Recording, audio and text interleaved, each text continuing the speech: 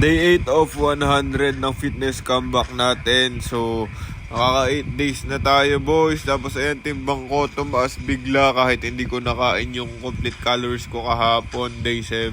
Dahil rest day din siguro. Tapos, nag-iba yung food sources ko gawa. Wala yung iba kong food sources dito sa kabilang bahay, boys. Tapos ayan na, mag-pre-workout na kami. Gumising nga pala kami ngayong araw, 3:30 AM kasi nagpunta pa kami palengke, namalengke kami, nakalimutan namin mamalengke nung Sunday, boys. Kasi ayan, nabili na akong shoes, pumunta na kami ng gym. Dumating kami ng gym, 6:20 na. Tapos, chest and shoulders pala ako, pero ito lang yung videohan ko na workout, yung flat bench na half rep ko.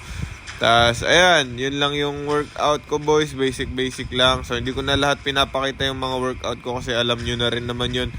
As long na nag-enjoy kayo sa program nyo, and nagpo-progress kayo, yun na yun. So, ayan, post-workout meal, chicken breast and rice. Tapos, ayan, napakataba ko, boy. Baboy build. Pero, papakita ko sa inyo paano ko gagawin hindi na baboy build yan.